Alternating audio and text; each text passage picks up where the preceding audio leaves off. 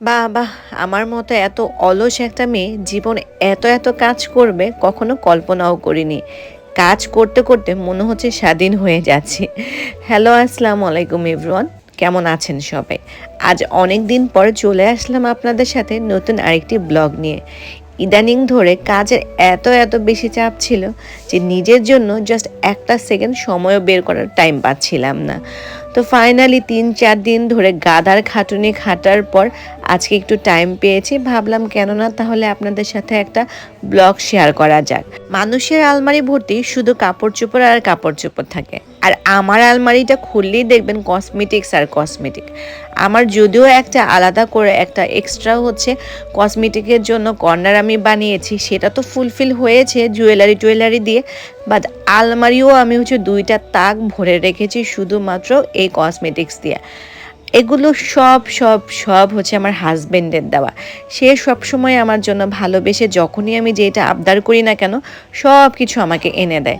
But আমি এরকম একটা আলসা একটা মানুষ যে শুধু আলমারিতে ভর্তি করে সব কিছু সাজিয়ে গুছিয়ে রাখি, বাট কখনোই কিছু তেমন একটা ইউজ করি না।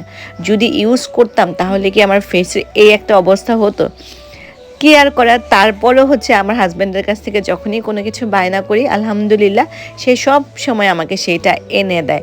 কিন্তু মাঝে মাঝে বকাঝকা করে যে আমাকে দিয়ে এত কসমেটিক জুয়েলারি আনাও, বাট কোনোটাই আমি তোমাকে দেখি না ইউজ করতে। কেন ইউজ করো না? তাহলে আমাকে দিয়ে কেন আনাও? আমি যে কেন আনাই বা কেন কালেক্ট করি আমি নিজেও জানি না, বাট আমার কাছে কসমেটিক কালেক্ট করতে বেশ ভালো লাগে। এখনও আরও 2টা তাক ভরার খুব ইচ্ছে আছে।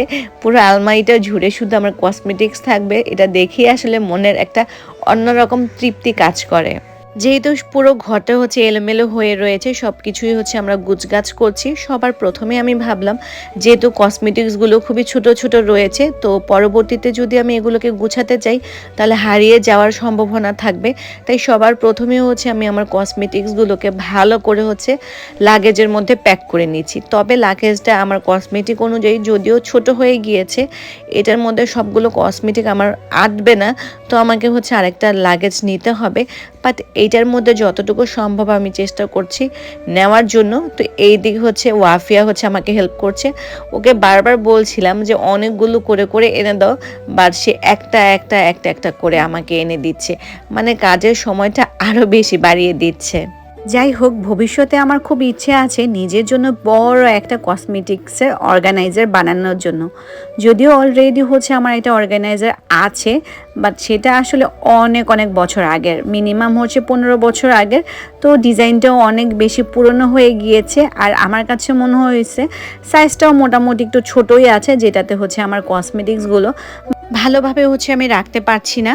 তার জন্যই হচ্ছে আমার একটা বড় অর্গানাইজার লাগবে, আর সেই কারণেই হচ্ছে মেনলি হচ্ছে আমি আলমারিতে হচ্ছে আমার কসমেটিক্সগুলোকে ভালো করে অর্গানাইজ করে রাখছি। তো দেখা যাক কখন বানাতে পারি, বাট আপাতত করে হচ্ছে আমি সবগুলো কসমেটিক্সগুলোকে লাগেজের মধ্যে গুছাচ্ছি।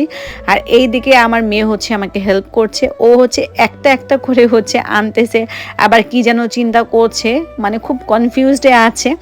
তো প্রতিটা কাজ যখনই হচ্ছে আমি করতে যাই না কেন, এই মেয়েটা এত মাতব্বর হয়েছে, সব কিছুতেই হচ্ছে ওর কাজ করতেই হবে, আমাকে হেল্প করতেই হবে আমাকে। যদিও আমি ওর হেল্প নিতে চাই না, বাট জোর করে ও ওর হেল্প নেওয়ায় আমাকে। দিনগুলো কীভাবে যেন একের পর এক করে চলে যাচ্ছে, সময়গুলো যেন হচ্ছে পানির স্রোতের মতো দ্রুত করে এগিয়ে যাচ্ছে। ভাবতেই খারাপ লাগছে যে আর কয়েকটা দিন এই 25 বছরের সাজানো গুছানো সংসারটাকে ফেলে রেখে আর জাস্ট কয়েকটা দিনের মধ্যে হচ্ছে আমরা চলে যাব। তো আশেপাশের সবাই হচ্ছে আমাদেরকে আসছে, আমাদেরকে ছোটোখাটো অনেক কিছু গিফট করছে। আসলে এগুলো যখন দেখি তখন দেখি আসলে চোখটা ভরে ওঠে যে না, এদেরকে যেভাবে করে আমার নিজের আত্মীয় স্বজনের মতো ভেবেছিলাম, বা প্রতিবেশীরাই কিন্তু সবসময় সব কিছুতেই সবার সামনে এগিয়ে আসে যে কোনো বিপদ আপদে। আত্মীয় স্বজনরা তো সবসময় আসলে পাশে থাকেও না, প্রতিবেশীরাই সবসময় হচ্ছে ছায়ার মতো পাশে থাকে।